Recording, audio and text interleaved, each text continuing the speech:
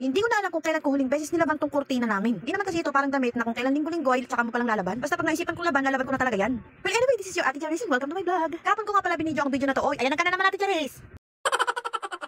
Basta kahapon, nag-video ako at eto nga yun. Ayun, nagalit din.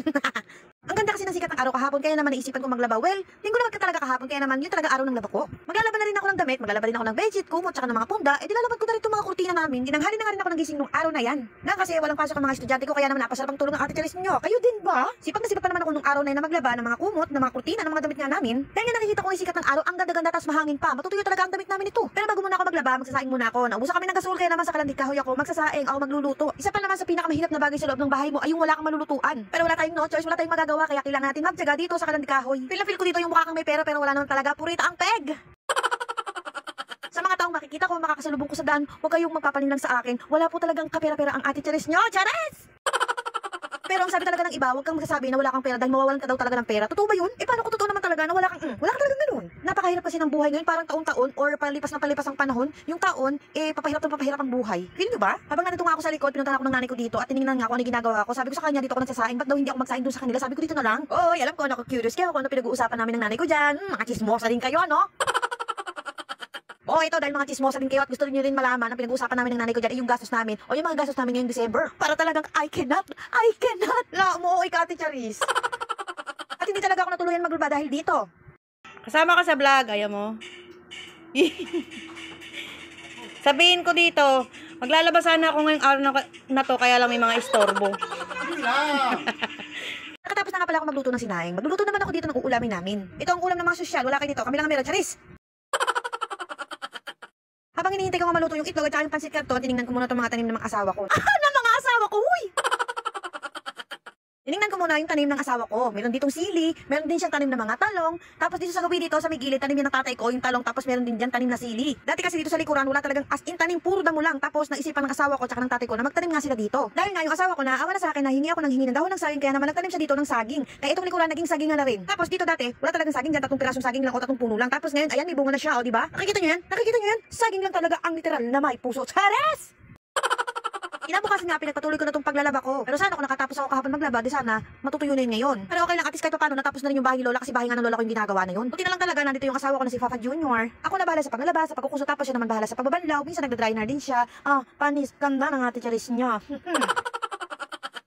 Sa paglalaba kasi, nagtatagal lang talaga ako sa mga puti. Kasi minsan may mga alam niyo ba mga be, talagang ako, may pagkabulol talaga ako. Kaya minsan, paulit-ulit ko talaga sinasabi yung mga sinasabi ko dito. O yan, ayan naman nga. Di ba nabanggit ko sa inyo nung nakaraan kong vlog na 2 years na ako nagbablog pero wala pa rin akong kinikita. Totoo yun mga te. Wala pa talaga akong kinikita dito. Ang hirap kasi pagka yung vlogger hindi pa ganun kasikat, hindi pa ganun kumikita ng malaking pera, hindi pinapansin. Charis! Ito kahit hindi sa mga vlogger, yung mga taong walang pera, yung mga taong wala talagang kakayahan sa buhay, minsan talaga yan, hindi yan talaga pinapansin pag walang pera, pag alam na wala kang pera. Totoo, di ba? Totoo. Pero pag yung tao, nakikita mo na magaganda yung cellphone, may mga magagandang sasakyan, tapos yung mga ayusan nila talagang mukhang may mga pera, yan talagang unang aasikasuhin, yan yung unang iistimahin. Kasi mga te, sa simpleng tao lang talaga ako. Kahit wala akong pera, kaya ko makisama, gano'n. Kasi kung mapera kang tao, marami kang pera at kaya mo bilhin lahat pero hindi ka marunong makisama, wala din, useless din. Pero balik lang tayo dito sa vlog ko kasi bago sa mapunta tong usapin na to, Charis. Naisampay ko na nga pala yung mga una ko nilaban katulad dito mga kumot, punda, bedsheet, kurtina, pati mga puting damit. Mga anong oras na nga din yan, late na talaga ako sa pagsasampay ko kasi nga inabutan na ako ng hapon. At ito na nga, tuyo na to, kaya naman sisilong ko na at maya-maya ikakabit ko na kasi to. Inutupi ko muna isa-isa yung mga punda at yung mga bedsheet kasi pangit ito pag nalukot na. Pero bago ang lahat yan, sasayawan ko muna kayo. Ate Charis, lumaking mahirap, pero marunong makisama, Charis. Minsan nga iniisip ko magpakaloki na lang ako kaso nga lang, hindi ko talaga kaya. Kasi nga sa totoo lang talaga, ambisyosa talaga ako. Ambisyosa talaga. Yung pagiging ambisyosa ko kasi, hindi para sa sarili ko, kundi para sa mga anak ko, para sa pamilya ko, ganon. At hindi para makaangat sa ibang tao, at hindi para magpasikat sa inyo. Kaya minsan talaga yung mga problema ko, sinasayaw ko lang yung apacho. Alam niyo ba dahil hindi porket nakikita niyo ko na lagi masaya, wala na akong iniisip. Marami na akong iniisip mga be. Hayaan mong ikaw ang magdala sa problema, hindi yung problema ang magdadala sa'yo, ganon. Mahirap na, baka mahipan tayo ng hangin. Alam niyo na kung ano mangyayari sa atin. Kaya lagi kong ginagawa, nagbablog ako, o kaya naman may ginagawa ko dito sa bahay namin para mabisi ako at di ako mag-isip ng kung ano-anong stress, pero na-stress pa rin ako. Ang gulo! Kanya-kanya lang talaga tayo ng problema at kanya-kanya lang tayo ng pagdadala. Kasi mga mami na katulad ko dyan na maraming iniisip, maraming stress, laban lang, kaya natin yan, get, ow! Grabe talaga na halos maghapon ako naglalaba. Alam niyo yun, kaya naisipan ko magkape muna. At oo nga pala, nakita niyo, may karga na gasol namin. Hindi na ako magtsatsaga sa likod na maggatong-gatong ng maraming kahoy. Pero mas nakakamiss yun in fairness kasi ng mga bata kami, ganun lang yung kala namin. Magkakabit na nga pala ako ng kurtina dito, tingnan niyo naman, kita-kita niyo chismis sa ilalim ng lababo namin. Napakarami pa talagang kailangan gawin dito sa bahay namin, lalong-lalo dito sa kusina namin. Pero sabi nga nila, trust the process, kailangan maghintay lang talaga tayo at manalangin talaga kay Lord. Sabi ko noon sa mga vlog ko, papagawa namin to next year. Next year, pero hindi pa rin talaga namin napapagawa. Wala kasi pagka nagkaroon kami ng pera, meron kaming unang bibilihin yung mga kailangan talaga dito sa bahay namin, kaya hindi namin napapagawa yan. Sino ba naman kasi nanay ang hindi gusto na hindi maayos yung bahay mo, di ba? Alala ko nga pala yung anak ko na si Sabril, pag pumapasok kami sa school nila. May bahay talaga doon na gustong-gusto niya, ang kulay noon white and brown, yun daw gusto niya kulay ng bahay namin. Sabi ko bahala na kung anong kulay kalalabasan nitong bahay namin, kung anong gusto nila, sige bahala lang. Sa murang edad niya, gusto niya talaga yung white and brown, nalilinisan siguro siya sa kulay o naaaliwalasan siya. Ito pa pala isang problema dito sa bahay namin. Matagal na talaga yan, walang pinto yung CR namin. Ilang taon na nga mula nung binagawa namin tong bahay na to, 2020. Simula nang talagang wala pa yung pinto, kurtina lang. O di ba sabi ko sa inyo mahirap lang talaga Ate Charis nyo kaya walang pumapansin. Charis!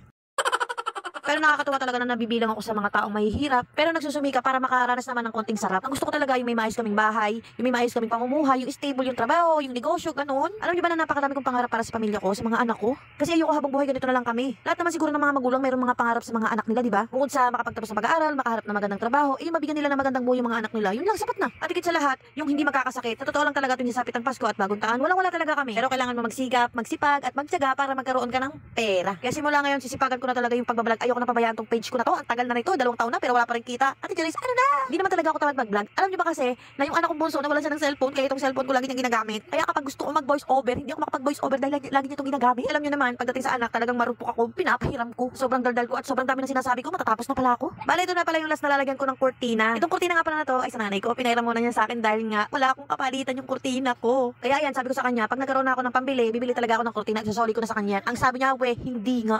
Kabisado ako. Kaya sa mga katulad ko dyan na mga vlogger na matagal na hindi pa kumikita, huwag kayong mag-alala, kikita din tayo, magsipag na kasi. Kahit na wala tayong gaanong views, mag-upload pa rin tayo ng mag-upload. Lalo na kung wala naman tayong ginagawa, sipagan na lang natin. Habang buhay may pag-asa, kaya laban lang tayo ng laban, huwag tayong susuko. So ayan, ang cute na ulit ng bahay namin kahit yung side namin ay sira na yung mga linoleum. Kaya lang yan ang importante, nalilinis mo yung bahay mo. At meron pa pala ako sandamakmak na sampayan bukas, hindi ko na siya nasampayan, naabutan nga ako ng hapon. So yun lang muna for today's video. Thank you for watching. Annyeong!